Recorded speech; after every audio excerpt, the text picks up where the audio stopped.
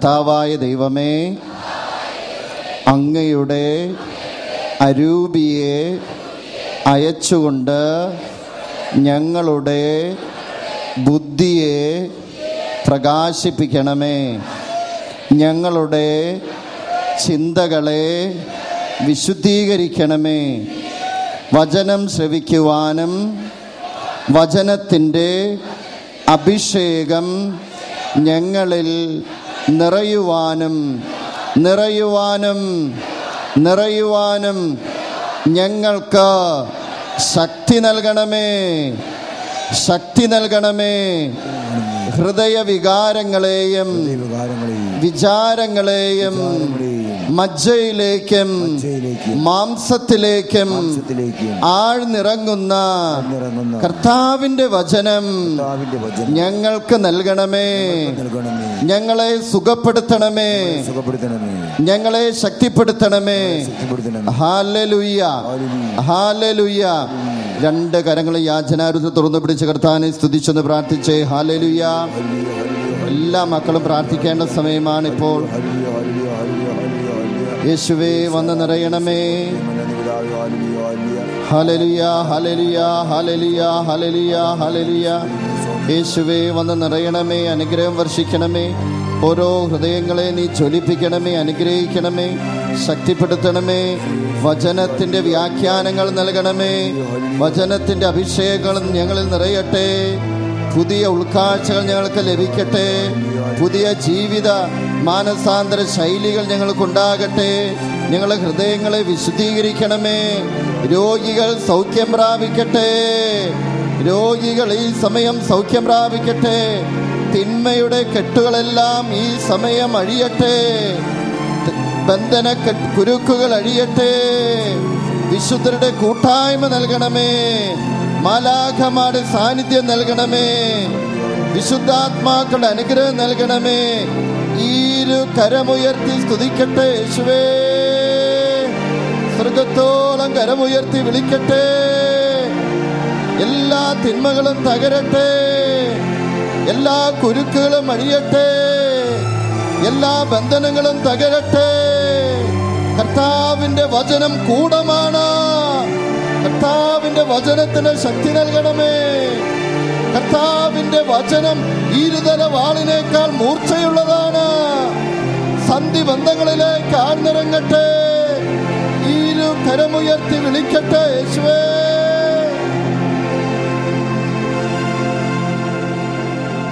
Hallelujah. ശക്തിയോടെ hallelujah. യേശുവേ നന്ദി, യേശുവേ സ്തുതി, യേശുവേ ആരാധന. അച്ഛൻ ഇന്ന് വായിച്ച സുവിശേഷ ഭാഗം ലൂക്കായുടെ സുവിശേഷം 22-ാം അധ്യായം 7 മുതൽ 13 വരെയുള്ള തിരുവചനങ്ങളാണ്. ഏതാണ്? ലൂക്കായുടെ സുവിശേഷം 22-ാം അധ്യായം 7 മുതൽ 13 വരെയുള്ള തിരുവചനങ്ങൾ. അതിൽ അച്ഛൻ ഒരൊറ്റ വാക്കിനെ കുറിച്ചാണ് അച്ഛൻ നിങ്ങളോട് സംസാരിക്കുന്നത്. ശ്രദ്ധിച്ചിരിക്കുമോ? ശ്രദ്ധിച്ചിരിക്കാത്തവരൊന്ന് കൈപൊക്കി. കുറച്ച് പേര് അവിടെ ഇവിടെയൊക്കെ കൈപൊക്കുന്നുണ്ട്. വലതുകൈ ഉയർത്തി ഹല്ലേലൂയ. ശക്തിയോടെന്ന് പറഞ്ഞേ ഹല്ലേലൂയ, ഹല്ലേലൂയ. അച്ഛൻ പറയാൻ പോകുന്ന വാക്ക് ശ്രദ്ധിച്ച് കേട്ടേക്കണം. നമ്മുടെ ജീവിതത്തിൽ പ്രാർത്ഥനാ ജീവിതം നയിക്കാനായിട്ട് ആഗ്രഹിക്കുന്നവരുണ്ട് എങ്കിൽ ഈ വാക്ക് ഹൃദയത്തിൻ്റെ ഉള്ളിൽ സൂക്ഷിച്ചു വെക്കേണ്ട ഒരു വാക്കാണ് അച്ഛൻ പറയാൻ പോകുന്നത്. ആ വാക്ക് ഇപ്രകാരമാണ്: മുകളിലത്തെ മുറി. എന്താണ്? അപ്പർ റൂം എന്നാണ് അതിൻ്റെ ഇംഗ്ലീഷിൽ പറയുക. അപ്പർ റൂം, മുകളിലത്തെ മുറി. എന്താണ് വാക്ക്? മുകളിലെ മുറി അല്ലെങ്കിൽ മുകളിലത്തെ മുറി. ഇനി ആ മുകളിലത്തെ മുറി എന്താണെന്നാണ് അച്ഛൻ പറയാൻ പോകുന്നത്. നമ്മുടെ വീടുകളിലൊക്കെ ഒരു പ്രാർത്ഥനാ സ്ഥലമുണ്ട് അല്ലേ? പ്രാർത്ഥനാ മുറിയുണ്ട്, പ്രാർത്ഥിക്കുന്ന സ്ഥലമുണ്ട്. ചിലപ്പോൾ അതിനെ നമ്മൾ നടയിലകം എന്നൊക്കെ പറയും, നടയിലെ അകം എന്നൊക്കെ പറയും. ചില പുതിയ വീടുകളിലാണെങ്കിൽ സെപ്പറേറ്റ് പ്രാർത്ഥനാ മുറികൾ അല്ലെങ്കിൽ പ്രാർത്ഥനാ സ്ഥലങ്ങൾ അല്ലെങ്കിൽ രൂപക്കൂടുകളൊക്കെ പ്രത്യേകമായിട്ടുണ്ട്. ഇന്ന് അച്ഛൻ പറയാൻ പോകുന്നത് മുകളിലത്തെ മുറിയെക്കുറിച്ചാണ്. മുകളിലത്തെ മുറി. പെട്ടെന്ന് തന്നെ വചനം ഓർമ്മിപ്പിച്ചു തരുന്നു. 14-ാം അധ്യായം, യോഹന്നാന്റെ സുവിശേഷം 14-ാം അധ്യായം 2-ാമത്തെ തിരുവചനം. ഞാൻ നിങ്ങൾക്ക് വസതി ഒരുക്കാൻ പോകുന്നു. എവിടെയാ വസതിയിരിക്കാൻ പോകുന്നത്? സ്വർഗത്തിലാണ്. അതിൻ്റെ ഇംഗ്ലീഷ് പരിഭാഷ ശ്രദ്ധിക്കുകയാണെങ്കിൽ ഇങ്ങനെയാണ് നമ്മൾ വായിക്കുക: മാൻഷൻസ്, വസതികൾ. നമുക്ക് ഓരോരുത്തർക്കും സ്പെഷ്യൽ റൂംസ് ഒരുക്കാൻ ആര് പോകുന്നു? ഈശോ പോകുന്നു എന്നാണ് പറയുന്നത്. നമുക്ക് വേണ്ടി സ്പെഷ്യൽ റൂംസ് ഒരുക്കി ആര് കാത്തിരിക്കുന്നു? വല്ല വിചാരമുണ്ടോ നമുക്ക് വേണ്ടി മുറികൾ ഒരുക്കി കാത്തിരിക്കുന്ന കർത്താവാണ്. സ്വർഗത്തിൽ നിനക്കായി ഒരിടം ചേർത്തൊരുക്കി കാത്തുവെച്ചിരിക്കുന്ന കർത്താവാണ് നമുക്കുള്ളത്. വളരെ ഉയർത്തി എന്ന് പറഞ്ഞേ ഹല്ലേലൂയ. ശക്തിയോടെന്ന് പറഞ്ഞേ ഹല്ലേലൂയ. ഈശോ പറഞ്ഞു, എനിക്ക് പെസഹ നിങ്ങളോടൊപ്പം ഭക്ഷിക്കണം. യേശുവിൻ്റെ അവസാനത്തെ പെസഹയാണ്. എന്താ പെസഹ എന്ന വാക്കിൻ്റെ അർത്ഥം? പെസഹ എന്ന വാക്കിൻ്റെ അർത്ഥം കടന്നു പോവുക എന്നുള്ളതാണ്. ഈജിപ്തിൽ നിന്ന് ഇസ്രായേൽ ജനം കടന്നുപോയതിൻ്റെ ഓർമ്മയാണ് പെസഹ. ഈ കടന്നുപോകലിൻ്റെ ഓർമ്മ യഹൂദരെല്ലാവരും ആചരിക്കണമായിരുന്നു.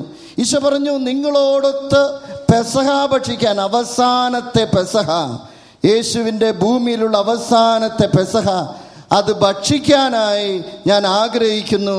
അതിന് പത്രോസിനെയും യോഹന്നാനെയും വിളിച്ചുകൊണ്ട് പറഞ്ഞു, നിങ്ങൾ ഈ പട്ടണത്തിലേക്ക് ചെല്ലുക, ജെറൂസലേം പട്ടണം. അവിടേക്ക് ചെന്ന് കഴിയുമ്പോൾ നിങ്ങൾക്ക് അടയാളം കൃത്യമായിട്ട് കർത്താവ് കൊടുക്കുകയാണ്. ഒരു കുടം വെള്ളവുമായി ഒരാൾ പോകുന്നുണ്ടാകും. ആളുടെ പിന്നാലെ പോകുക, ആ വീട്ടിലേക്ക് നിങ്ങൾ പ്രവേശിക്കുക, യജമാനോട് ചോദിക്കുക, ഇതാ ഗുരു പെസഹ ആചരിക്കാൻ ഭക്ഷിക്കാനായിട്ട് ആഗ്രഹിക്കുന്നു, എവിടെയാണ് സ്ഥലം? അപ്പോൾ നിങ്ങൾക്ക് കാണിച്ചു തരും മുകളിലത്തെ മുറി, സജ്ജീകൃതമായ മുകളിലത്തെ മുറി നിങ്ങൾക്ക് കാണിച്ചു തരും. ഈ മുകളിലത്തെ മുറിക്ക് ഒത്തിരിയേറെ പ്രത്യേകതകളുണ്ട്. വലതുരത്തെന്ന് പറഞ്ഞേ ഹല്ലേലൂയ. ശക്തിയോടെന്ന് പറഞ്ഞേ ഹല്ലേലൂയ, ഹല്ലേലൂയ. 1 രാജാക്കന്മാരുടെ പുസ്തകം 17-ാം അധ്യായം 19-ാം തിരുവചനം. നമ്മുടെ ജെറുസലേം ധ്യാന കേന്ദ്രത്തിൽ വരുന്നതിൻ്റെ ഒരു പ്രത്യേകതയുണ്ട് കേട്ടോ. ജെറുസലേം ധ്യാന കേന്ദ്രത്തിൽ വരുന്നൊരു അതീവ ബുദ്ധിശാലികളാണ് ജെറുസലേം ധ്യാന കേന്ദ്രത്തിൽ വരുന്നത്. അവരെല്ലാ വചനങ്ങളും എവിടെയാണ് കുറിച്ച് വയ്ക്കുന്നത്? ഹൃദയത്തിൽ കുറിച്ച് വയ്ക്കുന്നവരാണ്. പരിശുദ്ധ അമ്മയുടെ അതേ ആധ്യാത്മികത പിന്തുടരുന്നവരാണ് ജെറുസലേം വചന കൂടാരത്തിൽ. എല്ലാം പരിശുദ്ധ അമ്മ എവിടെ സംഗ്രഹിച്ചു? ഉണ്ടോ? ഞാൻ പറഞ്ഞില്ലേ, ജെറുസലേം ധ്യാന കേന്ദ്രത്തിൽ വരുന്നവരെല്ലാവരും അതുപോലെയാണ്. എല്ലാ വചനങ്ങളും അവര് എവിടെ സംഗ്രഹിക്കും? ഹൃദയത്തിൽ സംഗ്രഹിക്കും. വലതുരത്തിൽ നിന്ന് പറഞ്ഞേ ഹല്ലേലൂയ. ശക്തിയോടെന്ന് പറഞ്ഞേ ഹല്ലേലൂയ, ഹല്ലേലൂയ. 1 രാജാക്കന്മാരുടെ പുസ്തകം 17-ാം അധ്യായം 19-ാം തിരുവചനം. അവിടെ പറയുന്നത് ഇപ്രകാരമാണ്: ഏലിയ എന്നൊരു പ്രവാചകൻ, ഏലിയ പ്രവാചകന് കർത്താവിൻ്റെ അരുളപ്പാടുണ്ടായി, ഇതാ നീ സെറാഫത്ത് എന്ന് പറയുന്ന സ്ഥലത്തേക്ക് പോകുക, അവിടെ നിനക്കായി ഒരു വിധവയെ പ്രത്യേകം ഞാൻ ഒരുക്കിയിട്ടുണ്ട്. ആ വിധവയായിരിക്കും ഇനി നിന്റെ കാര്യങ്ങളൊക്കെ ചെയ്തു തരിക. അപ്പോൾ ആ വിധവയുടെ വീട്ടിലേക്ക് ഇതാ ഏലിയ പ്രവാചകൻ ചെല്ലുന്നു. ആ വിധവയാകട്ടെ അവളുടെ ഏക മകനുമൊത്ത് അല്പം മാവ് മാത്രമേ ബാക്കിയുള്ളൂ. അതുകൊണ്ട് അപ്പമുണ്ടാക്കി ഭക്ഷണം കഴിച്ച് ഈ ജീവിതം അവസാനിപ്പിച്ച് കളയാം എന്ന് പറയുന്ന സാഹചര്യത്തിലേക്കാണ് ഏലിയ ആ വീട്ടിലേക്ക് കടന്നു ചെല്ലുന്നത്. ഹല്ലേലൂയ. ചിലപ്പോൾ ഈ കൂട്ടത്തിലും കാണും, ഇനി എന്തിനാ ജീവിക്കുന്നത്, കഴിഞ്ഞു, അവസാനിച്ചു, അതുപോലെയാണെങ്കിലും നമുക്ക് ചിന്തിക്കാൻ ചില മക്കളുണ്ടാകാം, അല്ലെങ്കിൽ ചിന്തിച്ചിട്ടുള്ളവരുണ്ടാകാം. പക്ഷേ കർത്താവ് ഈ മുകളിലത്തെ മുറിയിലൂടെ കർത്താവ് വ്യക്തമായിട്ടുള്ള അത്ഭുതങ്ങളും അടയാളങ്ങളും പ്രവർത്തിക്കുന്നത് നമുക്ക് കാണാനായിട്ട് സാധിക്കും. വളരെ ഉയർത്തി ഹല്ലേലൂയ, ശക്തിയോടെ ഹല്ലേലൂയ. പ്രിയപ്പെട്ടവരെ, ഇതാ ഏലിയ അവിടെ ചെന്ന് അവരുടെ വീട്ടില് എന്താണ് എനിക്ക് ഭക്ഷിക്കാനുള്ളത്? അപ്പോൾ ഈ വിധവ കാര്യം പറഞ്ഞു, ഇതാ ഞങ്ങൾ മരിക്കാൻ പോവുക, അതിന് അവസാനത്തെ ഭക്ഷണം ഞങ്ങൾ കഴിക്കാൻ പോവുക, ഞങ്ങളുടെ എണ്ണ സ്വല്പമുണ്ട്, അതുകൊണ്ട് അപ്പം ഉണ്ടാക്കണം. അനുഗ്രഹം കൊടുത്തു, ഏലിയ അനുഗ്രഹം കൊടുത്തു, നിന്റെ ഭരണിയിലെ എണ്ണ വറ്റിപ്പോവുകയില്ല എന്നാണ് പറഞ്ഞത്. വറ്റിപ്പോവുകയില്ല എന്ന്. എത്ര ഒഴിച്ചാലും, എന്തൊരു അത്ഭുതമാണെന്ന് നോക്കിയാൽ, പലരും ഇവിടെ എണ്ണ കൊണ്ടുവരുന്ന സ്ഥലമാണ് ജെറുസലേമിൽ. എത്ര ഒഴിച്ചാലും വീണ്ടും അത് നിറഞ്ഞ് നിറഞ്ഞ് നിറഞ്ഞ് നിൽക്കുക. മാവും തീരുന്നില്ല. എത്ര അപ്പം വേണമെങ്കിലും ഭക്ഷിക്കാനായിട്ട്. അതുപോലുള്ള അത്ഭുതം ഏലിയ ദൈവപുരുഷൻ വന്ന് അവിടെ ചെയ്യുന്നതായിട്ട് കാണാം. അപ്പം ഈ ഏലിയായ്ക്ക് വേണ്ടി ഒരു മുകളിലത്തെ മുറി ആര് സജ്ജമാക്കി? ഈ വിധവ സജ്ജമാക്കി കൊടുത്തു. ദൈവപുരുഷനാണെന്ന് മനസ്സിലായി. അങ്ങനെയാണെങ്കിൽ ഈ മുകളിലത്തെ മുറിയിൽ താമസിച്ചു കൊള്ളുക. അങ്ങനെ ഇരിക്കുമ്പോഴാണ് ഈ വിധവയുടെ ഏക മകൻ അസുഖം വരുന്നു, മരിക്കുന്നു. ആ സമയത്ത് ഏലിയായോട് പ്രത്യേകമായിട്ട് പ്രാർത്ഥിക്കുന്നു. ഏലിയ ആ മകനെ ജീവനുള്ളവനായി തിരിച്ചു കൊടുക്കുന്നതായി രാജാക്കന്മാരുടെ പുസ്തകം 1 രാജാക്കന്മാരുടെ പുസ്തകം 17-ാം അധ്യായത്തിൽ നമ്മൾ വായിക്കുന്നുണ്ട്. വലുതരം ഉയർത്തി ഹല്ലേലൂയ, ശക്തിയോടെ ഹല്ലേലൂയ. അപ്പോൾ മുകളിലത്തെ മുറിയിലേക്ക് വന്നു കഴിഞ്ഞാൽ, മുകളിലത്തെ മുറിയുടെ അർത്ഥം ഇത്രയേ ഉള്ളൂ, നമ്മുടെ പ്രാർത്ഥനാ മുറി. ഈ ജെറൂസലം എന്താണ്? മുകളിലത്തെ മുറിയാണ്. ഇവിടെ വന്ന് പ്രാർത്ഥിച്ചു കഴിഞ്ഞാൽ അത്ഭുതങ്ങളും അടയാളങ്ങളും സംഭവിക്കും. അത്ഭുതങ്ങളും അടയാളങ്ങളും സംഭവിക്കും. കർത്താവ് അവിടെ ഇടപെടുന്ന സ്ഥലമാണ് മുകളിലത്തെ മുറി എന്ന് പറയുന്നത്. അതുകൊണ്ട് നമ്മുടെ ജീവിതത്തിൽ ഒരു മുകളിലത്തെ മുറി ഉണ്ടാകേണ്ടത് ആവശ്യമാണ്.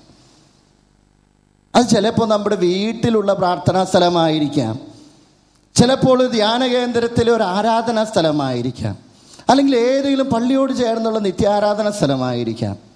എനിക്ക് വലിയ ഇഷ്ടമാണ് ഈ ധ്യാന കേന്ദ്രത്തിൽ ഇതിൻ്റെ ഉള്ളിലൊരു മുറിയുണ്ട്. ദിവ്യകാരുണ്യനാഥനെ എപ്പോഴും തെളിച്ച് വെച്ചിരിക്കുന്ന മുറി. ആ മുറിയുടെ ഉള്ളിൽ വളരെ ശാന്തമായി വന്നിരുന്നു. ഇവിടെ പുറത്ത് എത്ര ബഹളങ്ങൾ നടന്നു കഴിഞ്ഞാലും, എത്ര സ്തുതിപ്പുകളുണ്ടായാലും, ആ മുറിയുടെ ഉള്ളിൽ ചെന്നിരുന്ന് പ്രാർത്ഥിക്കുമ്പോൾ വല്ലാത്തൊരു ദൈവാനുഭവമാണ് കർത്താവ് നൽകുക. അതുകൊണ്ടാണ് അച്ഛൻ പറഞ്ഞത് എല്ലാവർക്കും ഇതുപോലെ മുകളിലത്തെ ഒരു മുറിയുടെ ഒരു അനുഭവം എല്ലാവർക്കും ഉണ്ടാകണം. വലതുകരം ഉയർത്തി എന്ന് പറഞ്ഞേ ഹല്ലേലൂയ, ശക്തിയോടെ ഹല്ലേലൂയ. വീണ്ടും നമ്മൾ കാണുന്നു 2 രാജാക്കന്മാരുടെ പുസ്തകം 4-ാം അധ്യായം 10-ാം തിരുവചനം. അവിടെ കാണുന്നത് മറ്റൊരു പ്രവാചകനാണ്, എലീഷ എന്ന് പറയുന്ന പ്രവാചകൻ. തൻ്റെ ഭൃത്യനായ ഗഹസിമൊത്ത് എലീഷ ആ വഴിക്കൂടെ നടന്നു പോകുമ്പോൾ ഈ ശൂനേംകാരി എന്ന് പറയുന്ന സ്ത്രീ പറഞ്ഞു, ഇത് ദൈവപുരുഷനാണ് എലീഷ, നമുക്ക് അദ്ദേഹത്തിനായി ഒരു മുറി ഒരുക്കാം, നമ്മുടെ മട്ടുപ്പാവിൽ നമ്മുടെ മുകളിൽ ഒരു മുറി ഒരുക്കി കൊടുക്കാം. ഞാനിടയ്ക്ക് ഞങ്ങളുടെ ഒപ്പമുള്ള ഒരു അച്ഛൻ്റെ വീട്ടിലേക്ക് ചെന്നു. അച്ഛൻ്റെ വീട്ടിലേക്ക് ചെന്നപ്പോൾ ഞാൻ ചോദിച്ചു, ഏതാ അച്ഛൻ്റെ മുറി? അങ്ങനെയാ ചില അച്ഛന്മാരുടെ വീടുകളിലൊക്കെ പ്രത്യേകമായിട്ടുള്ളൊരു മുറി സജ്ജമാക്കി കൊടുക്കും. അപ്പോൾ നോക്കിയപ്പോൾ അത് മുകളിലത്തെ മുറിയാണ്, താഴെയൊന്നല്ല. തട്ടുമ്പോളിൽ ഒരു മുറി പ്രത്യേകമായിട്ട് ഈ അച്ഛന് താമസിക്കാൻ, അച്ഛന് പ്രാർത്ഥിക്കാൻ, അച്ഛൻ്റെ കാര്യങ്ങളൊക്കെ ചെയ്യാനായിട്ട് മുകളിലത്തെ മുറി. ഈ ശൂനേംകാരി പറഞ്ഞു, ഇത് ദൈവപുരുഷനാണ് എലീഷ, ഈ ദൈവപുരുഷന് വേണ്ടി നമുക്ക് നമ്മുടെ മുകളിലത്തെ മുറി ഒരുക്കാം. അങ്ങനെയൊക്കെ ഒരുക്കലൊക്കെ കഴിഞ്ഞപ്പോൾ എലീഷ ചോദിച്ചു, നിനക്ക് എന്ത് അനുഗ്രഹം വേണ്ടത്? അപ്പോൾ ഗഹസി ഭൃത്യൻ പറഞ്ഞു, ഇവർക്ക് മക്കളില്ല, ഭർത്താവ് വൃദ്ധനാണ്, മക്കളില്ല. അതുകൊണ്ട് അവർക്ക് വേണ്ടി ഒരു കുഞ്ഞിനെ കൊടുക്കാനായിട്ട് നീ പ്രാർത്ഥിച്ചാൽ മതി. കുഞ്ഞുങ്ങളില്ലാത്ത ദമ്പതികൾ ചിലപ്പോൾ ഇക്കൂട്ടത്തിൽ വന്നു കാണും. പ്രിയപ്പെട്ടവരെ, ജെറൂസലേം ആകുന്ന ഈ മുകളിലത്തെ മുറിയിലിരുന്ന് പ്രാർത്ഥിച്ചാൽ കർത്താവ് അനുഗ്രഹം നൽകുന്നു. എലീഷ പ്രാർത്ഥിച്ചു, അനുഗ്രഹിച്ചു. അടുത്ത വർഷം ഞാൻ വരുമ്പോൾ നിനക്ക് അനുഗ്രഹം ഉണ്ടാവട്ടെ. ആശീർവദിച്ചു. അടുത്ത വർഷമാകുമ്പോഴേക്കും അവർക്കൊരു കുഞ്ഞ് പിറന്നു. കുഞ്ഞ് വളർന്നു വലുതായി. പെട്ടെന്ന് വയലിൽ മാതാപിതാക്കളോടൊപ്പം ആയിരിക്കുമ്പോൾ എനിക്ക് തലവേദന എടുക്കുന്നേ എന്ന് പറഞ്ഞ് കുഞ്ഞ് കരയാൻ തുടങ്ങി. പെട്ടെന്ന് കുഞ്ഞ് മരിക്കുകയാണ്. ഉടനെ തന്നെ ഈ അമ്മച്ചി ശൂനേംകാരി ഇതാ എലീഷായുടെ പക്കലേക്ക് ആളയക്കുകയാണ്. എലീഷ വരുന്നു, മുകളിലത്തെ മുറിയിൽ വെച്ച് ഈ കുഞ്ഞിനെ എടുത്ത് ചേർത്ത് പിടിക്കുന്നു. ഈ കുഞ്ഞിന് ജീവൻ തിരിച്ചു കൊടുക്കുകയാണ് എലീഷ ചെയ്യുന്നത്. എവിടെയാണ്? ഈ മുകളിലത്തെ മുറി, നമ്മുടെ പ്രാർത്ഥനാ മുറി, നമ്മുടെ പ്രാർത്ഥനാ സങ്കേതം. നമ്മുടെ പ്രാർത്ഥനാ സങ്കേതത്തിലാണ് ഈ കാര്യങ്ങളൊക്കെ നടക്കുന്നത്. പലതരത്തിന്ന് പറയാമോ ഹല്ലേലൂയ, ശക്തിയോടെന്ന് പറഞ്ഞേ ഹല്ലേലൂയ, ഹല്ലേലൂയ. വീണ്ടും നമ്മൾ തിരുവചനത്തിൽ കാണുകയാണ് ദാനിയേൽ, ശക്തനായ പ്രവാചകനായിരിക്കുന്ന ദാനിയേലിനെ കുറിച്ച് പറയാണ്, അവനിലൊരു തിന്മയും കാണാനായിട്ട് സാധിക്കുകയില്ല. ദാനിയേലിന്റെ പുസ്തകം 6-ാം അധ്യായം അവൻ വളരെ വിശ്വസ്തനായിരുന്നു ദൈവത്തിന്റെ സന്നിധിയിൽ.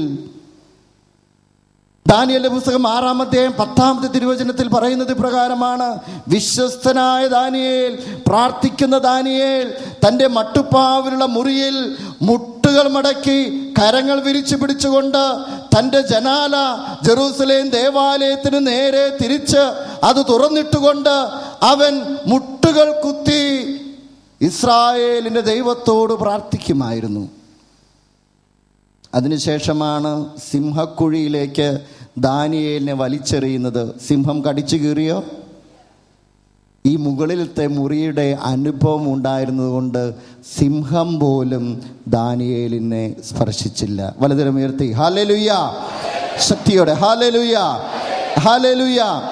പ്രിയപ്പെട്ടവരെ, അപ്പോസ്തല പ്രവർത്തനം 1-ാം അധ്യായം 13-ാം തിരുവചനം, അവിടെയാണ് നമ്മൾ കൂടുതൽ ശ്രദ്ധിക്കേണ്ടത്. അപ്പോസ്തല പ്രവർത്തനം 1-ാം അധ്യായം ഏതാണ് വചനം? 13-ാം വചനം. പരിശുദ്ധ അമ്മയുടെ നേതൃത്വത്തിൽ ശിഷ്യന്മാർ ഒരുമിച്ച് കൂടി മുകളിലത്തെ മുറിയിൽ, എവിടെയാണ്? മുകളിലത്തെ മുറി, മുകളിലത്തെ മുറിയിൽ പ്രാർത്ഥിക്കുകയായിരുന്നു. അവിടെ സംഖ്യ അപ്പോസ്തല പ്രവർത്തനം 1-ാം അധ്യായം 15-ാം തിരുവചനത്തിൽ പറയുന്നുണ്ട്, ഏകദേശം 120ഓളം പേരുണ്ടായിരുന്നു. അവരൊരുമിച്ച് കൂടിയിരുന്ന് പ്രാർത്ഥിക്കുകയായിരുന്നു.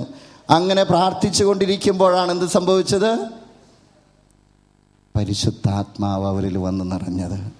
മുകളിലത്തെ മുറിയിൽ അവർ ഒരുമിച്ച് കൂടിയിരുന്ന് പ്രാർത്ഥിച്ചു കൊണ്ടിരുന്ന സമയത്താണ് പരിശുദ്ധാത്മാവ് അവരിൽ വന്ന് നിറഞ്ഞത്. വലതുകരം ഉയർത്തി പറഞ്ഞേ ഹല്ലേലൂയ, ശക്തിയോടെ ഹല്ലേലൂയ. അപ്പോസ്തല പ്രവർത്തനം 9-ാം അധ്യായം 39-ാം തിരുവചനത്തിൽ നമ്മളിങ്ങനെ കാണുന്നു: തബീത്ത, മാൻപേട എന്നാണ് അവളുടെ പേര്. അവൾക്ക് ഒത്തിരിയേറെ കൂട്ടുകാരികൾ ഉണ്ടായിരുന്നു. പത്രോസ് തൻ്റെ യാത്രാവേളയിൽ യോപ്പ നഗരത്തിൽ ഉണ്ടെന്നറിഞ്ഞ് ഇതാ കരകൗശല വസ്തുക്കളും നല്ല കരവേലകളും ചെയ്യാൻ കഴിവുണ്ടായിരുന്ന തബീത്ത മരണമടയുകയാണ്. പത്രോസിനെ ആളയച്ചു വരുത്തി ഇതാ മുകളിലത്തെ മുറിയിൽ തബീത്തായെ കിടത്തിയിരിക്കുന്നു, മരിച്ചുപോയ തബീത്ത. പക്ഷേ പത്രോസ് അവിടെ മുട്ടുകുത്തി പ്രാർത്ഥിക്കുകയാണ്. അതിനുശേഷം മരിച്ചു കിടക്കുന്ന തബീത്തായോട് പറഞ്ഞു, തബീത്ത നീ എഴുന്നേൽക്കുക, അവൾ ജീവനുള്ളവളായി തീർന്നു. വലതുകരത്തിന്ന് പറഞ്ഞേ ഹല്ലേലൂയ, ശക്തിയോടെ ഹല്ലേലൂയ. ഈ മുകളിലത്തെ മുറിയുടെ കാര്യം പറയുമ്പോൾ ഈ കാര്യം കൂടി അച്ഛൻ പറയാറുണ്ട്. അതായത് അപ്പോസ്തല പ്രവർത്തനം 20-ാം അധ്യായം 8-ാം തിരുവചനത്തിൽ പൗലോസ് ലീഗ രാത്രി ഇങ്ങനെ ഈ മുകളിലത്തെ മുറിയിലെ ജനങ്ങളോട് ഇങ്ങനെ അവസാനത്തെ യാത്രയപ്പിൻ്റെ സമയത്ത് ഇങ്ങനെ സംസാരിച്ചു കൊണ്ടിരിക്കുന്ന നേരം വൈകിപ്പോയി. അപ്പം മുകളിലത്തെ മുറിയിൽ ഇരുന്ന് അകത്തും പുറത്തുമായി കാലിട്ട് ജനാലയ്ക്കൽ ഒരുവൻ ഇരിപ്പുണ്ടായിരുന്നു. ചില ധ്യാന കേന്ദ്രങ്ങളിലൊക്കെ അങ്ങനെ ആൾക്കാർ ഇരിക്കും. ലോകത്തിലും അതുപോലെ തന്നെ ധ്യാന കേന്ദ്രത്തിലായിട്ട് ഇരിക്കുന്ന ഇരിപ്പുണ്ടാവും. അവൻ മൂക്കും കുത്തി താഴേക്ക് വീണു. എവുത്തിക്കോസ് എന്നാണ് അവൻ്റെ പേര്. എന്താണ്? എലിപ്പോസ് എന്നൊന്നല്ല, എവുത്തിക്കോസ്. ചിലപ്പോൾ ഈ ധ്യാനകേന്ദ്രത്തിൽ വചന ശുശ്രൂഷ നേരത്തെ ഇതുപോലെ ഇരിക്കുന്നവരുണ്ടാകും.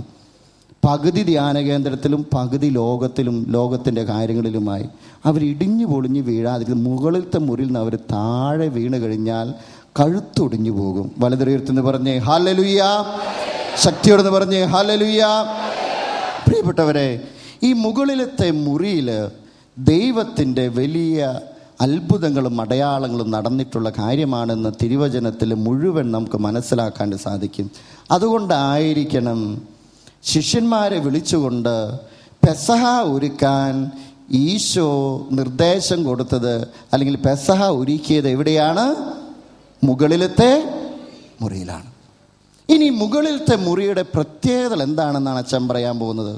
മുകളിലത്തെ മുറിയുടെ പ്രത്യേകത, ഒന്നാമത്തെ പ്രത്യേകത, ഇത് സൗഹൃദത്തിൻ്റെ മുറിയാണ്. നമ്മുടെ പ്രാർത്ഥനാ മുറികളൊക്കെ ആയിരിക്കേണ്ട സ്ഥലമാണ് കേട്ടോ. പ്രാർത്ഥനാ മുറികളിൽ സൗഹൃദങ്ങൾ ഉണ്ടാകണം. സൗഹൃദങ്ങളില്ലാത്ത പ്രാർത്ഥനയൊന്നും പ്രാർത്ഥനയില്ല. നമ്മുടെ കൂടെ ഒരുമിച്ച് പ്രാർത്ഥിക്കുന്നവരോട് സൗഹൃദമില്ലാതെ നമ്മൾ പ്രാർത്ഥിച്ചിട്ട് എന്ത് കാര്യം? ഇത് സൗഹൃദത്തിൻ്റെ മുറിയാണ്. എന്താണ് സൗഹൃദത്തിൻ്റെ മുറി എന്ന് പറയാൻ കാരണം? ഈശോ ശിഷ്യന്മാരോട് ഒരുമിച്ച് പെസഹ ഭക്ഷിച്ചതിന് ശേഷം ഈശോ എങ്ങനെയാണ് പറഞ്ഞത്?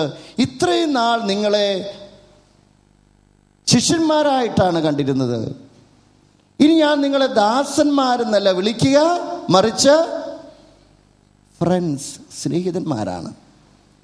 സൗഹൃദത്തിൻ്റെ മുറിയാണ് ഈ മുകളിലത്തെ മുറി.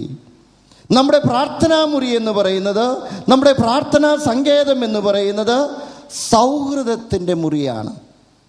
സൗഹൃദത്തിൻ്റെ മുറിയാണ്. അപ്പോൾ നമ്മുടെ പ്രാർത്ഥനാ സ്ഥലങ്ങളൊന്നൊന്ന് ചിന്തിച്ച് നോക്കിയേ.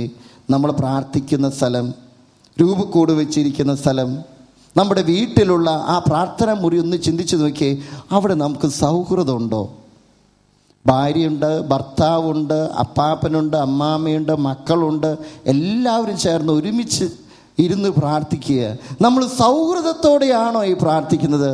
ഈശോ പറയുന്നത് ഇപ്രകാരമാണ്: ഇനി നിങ്ങൾ ദാസന്മാരല്ല, നിങ്ങൾ ഇനി മുതൽ എൻ്റെ സ്നേഹിതന്മാരാണ്. You are my best friends.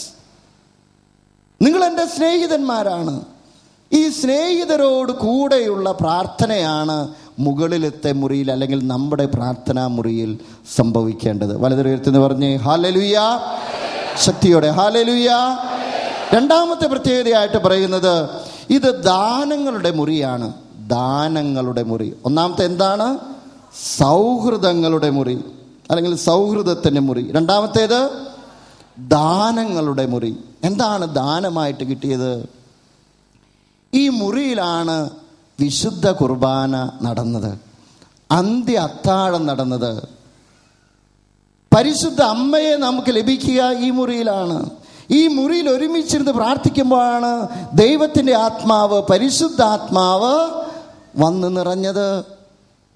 ശ്ലീഹന്മാർക്ക് പുതിയ ചൈതന്യം ലഭിച്ചത് ഈ പ്രാർത്ഥനാ മുറിയിലായിരുന്നപ്പോഴാണ്. ഒരുമിച്ചുകൂടെ അവർ വിവിധ ഭാഷകൾ സംസാരിക്കാനും വിവിധ ദാനങ്ങൾ സ്വീകരിക്കുവാനും ആരംഭിച്ചത് ഈ മുകളിലത്തെ മുറിയിൽ ഒരുമിച്ചുകൂടി പ്രാർത്ഥിച്ചപ്പോഴാണ്. വലതുയർത്തി പറഞ്ഞ് ഹല്ലേലൂയ, ശക്തിയോടെന്ന് പറഞ്ഞ് ഹല്ലേലൂയ, ഹല്ലേലൂയ. അവസാനത്തേതായിട്ട് അച്ഛൻ ഇങ്ങനെ പറയുവാനായിട്ട് ആഗ്രഹിക്കുന്നു, ഇത് ശുശ്രൂഷയുടെ മുറിയാണ്. ശുശ്രൂഷയുടെ മുറി. ഒന്നാമത്തേത് സൗഹൃദത്തിൻ്റെ മുറി. രണ്ടാമത്തേത് ദാനങ്ങളുടെ മുറി. നമുക്ക് അനുഗ്രഹങ്ങളൊക്കെ കിട്ടുന്നത് ഈ പ്രാർത്ഥനാ മുറിയിൽ വെച്ചിട്ടാണ്, ഈ പ്രാർത്ഥനാ സങ്കേതത്തിൽ വെച്ചിട്ടാണ്. ദൈവവുമായി നേരിട്ട് സംസാരിച്ച് ദൈവത്തിൻ്റെ ഹിതം എന്താണെന്ന് തിരിച്ചറിയുന്നത് ഈ പ്രാർത്ഥനാ സങ്കേതത്തിൽ വെച്ചിട്ടാണ്. മൂന്നാമത്തേത് അച്ഛൻ പറയാനായിട്ട് ആഗ്രഹിക്കുന്നു, ഇത് ശുശ്രൂഷയുടെ മുറിയാണ്. എന്താ ശുശ്രൂഷ? മുകളിലത്തെ മുറിയിലാണ് സംഭവിച്ചത്. ദാസൻ എന്ന് പറയുന്നത്, ദാസന്റെ ജോലി എന്ന് പറയുന്നത് ഗുരുവിൻ്റെ കാല് കഴുകുന്ന ജോലിയാണ് ദാസൻ അല്ലെങ്കിൽ അടിമ ചെയ്യേണ്ടത്. ഇവിടെ ആരാണ് ചെയ്തത്? ഈശോയാണ് ചെയ്യുന്നത്. ഈശോയാണ് ശിഷ്യന്മാരുടെ പാദങ്ങൾ കഴുകുന്നത്. എളിമയുടെ മാതൃക കാണിച്ച മുറിയാണത്. വിനയത്തിൻ്റെ മാതൃക കാണിച്ച മുറിയാണത്. അനുഗ്രഹത്തിൻ്റെ മാതൃക കാണിച്ച മുറിയാണത്. സഭ ജന്മമെടുത്ത മുറിയാണത്. പരിശുദ്ധാത്മാവിനാൽ നിറഞ്ഞ മുറിയാണത്. ശിഷ്യന്മാർ അകന്നുപോയപ്പോഴും ഉത്ഥാനത്തിന് ശേഷം ഈശോ വീണ്ടും കതകടച്ചിരിക്കുന്ന ശിഷ്യന്മാരുടെ അടുത്തേക്ക് കടന്നു വന്ന മുറിയാണത്. തോമസിന് വിശ്വാസമില്ലെങ്കിലും വീണ്ടും വിശ്വാസത്തിലേക്ക് തിരികെ കൊണ്ടുവരുവാൻ കർത്താവ് ഉപയോഗിച്ച മുറി ഈ പ്രാർത്ഥനാ സങ്കേതമാണ്, ഈ പ്രാർത്ഥനയുടെ മുറിയാണ്. നമുക്കെല്ലാവർക്കും പെട്ടെന്ന് എഴുന്നേറ്റ് നിൽക്കാം. രണ്ട് കരങ്ങൾ യാചനാരൂപത്തെ തുറന്ന് പിടിക്കുക.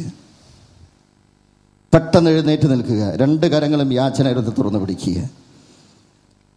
യാചനാരൂപത്തിൽ തുറന്ന് പിടിച്ചുകൊണ്ട് നമ്മൾ പ്രാർത്ഥിക്കാൻ പോവുകയാണ്. എനിക്കെൻ്റെ ജീവിതത്തിൽ ഒരു പ്രാർത്ഥനാ സങ്കേതം വേണം. എനിക്കെൻ്റെ ജീവിതത്തിൽ ഒരു പ്രാർത്ഥനാ മുറി വേണം. ഈശോയുമായി സൗഹൃദം പങ്കിടുന്ന മുറിയായിരിക്കണം അത്. കണ്ണുകൾ അടയ്ക്കേണ്ടവർക്ക് കണ്ണുകൾ അടയ്ക്കാൻ, കൈകൾ രണ്ടും യാചനാരൂപത്തിൽ തുറന്നു പിടിക്കുക. ഒരു സൗഹൃദത്തിൻ്റെ മുറി മുകളിലത്തെ മുറിയായിരിക്കട്ടെ. പിതാവിലേക്ക് നയിക്കുന്ന മുറിയാണത്. ദൈവേഷ്ടം വെളിപ്പെടുത്തി കിട്ടുന്ന മുറിയാണത്.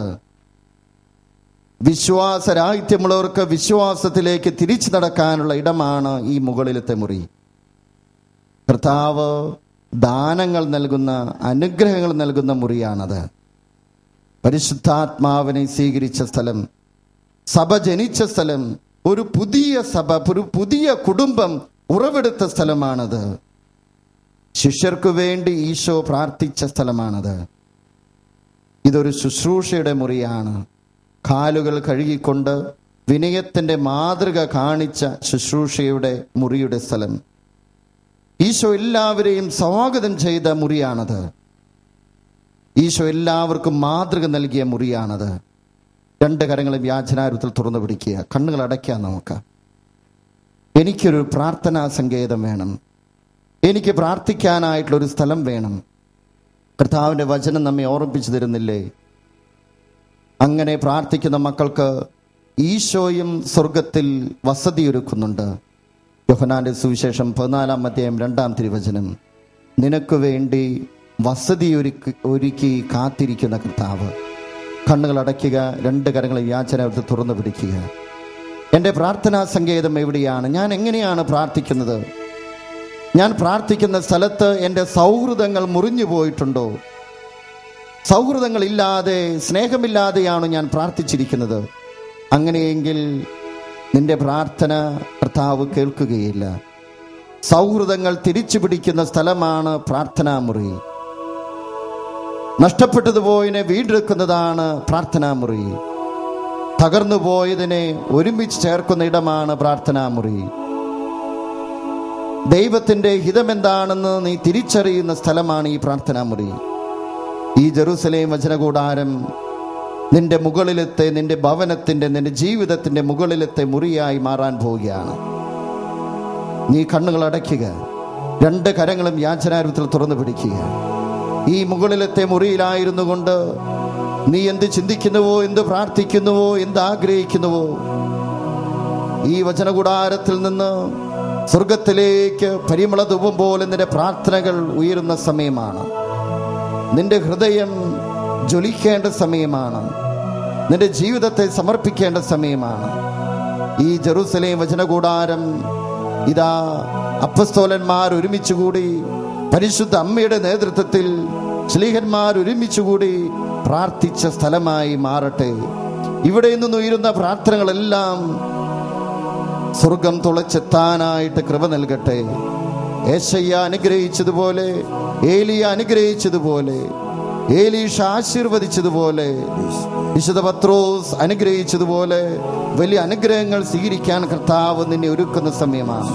ഇടതും വലുതുമായിരിക്കുന്ന മക്കൾ കേൾക്കുന്ന സ്വരത്തിൽ കർത്താവിനെ സ്തുതിച്ച് പ്രാർത്ഥിക്കുക. ഇനി ആരും ആരെയും ശ്രദ്ധിക്കുക വേണ്ട. ഇതാ ഈ വചനകൂടാരം കർത്താവ് പ്രത്യേകമായി ഒരുക്കിയ മുകളിലത്തെ മുറിയായി മാറട്ടെ. കർത്താവ് നിന്നെ അനുഗ്രഹിക്കുന്ന സ്ഥലമായി മാറട്ടെ. നിന്റെ പ്രാർത്ഥനകളും നിന്റെ നിയോഗങ്ങളും എല്ലാം നീ ഉയർത്തേണ്ട സമയമാണിപ്പോൾ. ഈ വചനകൂടാരം കർത്താവിൻ്റെ അനുഗ്രഹത്തിൻ്റെ കൂടാരമായി മാറട്ടെ. എല്ലാ മക്കളിലേക്കും ദൈവത്തിൻ്റെ ആത്മാവ് നിറയട്ടെ, പരിശുദ്ധാത്മാവ് നിറയട്ടെ. ആദിമ ക്രൈസ്തവ സമൂഹം പ്രാർത്ഥിച്ചതുപോലെ അങ്ങയുടെ മക്കൾ ഒരുമിച്ച് ചേർന്ന് പ്രാർത്ഥിക്കുന്നു. ഹൃദയം ഉരുകി പ്രാർത്ഥിക്കുന്നു. അതരം തുറന്ന് പ്രാർത്ഥിക്കട്ടെ, മനസ്സ് തുറന്ന് പ്രാർത്ഥിക്കട്ടെ. ഇരു കരങ്ങളും ഉയർത്തി വിളിക്കട്ടെ,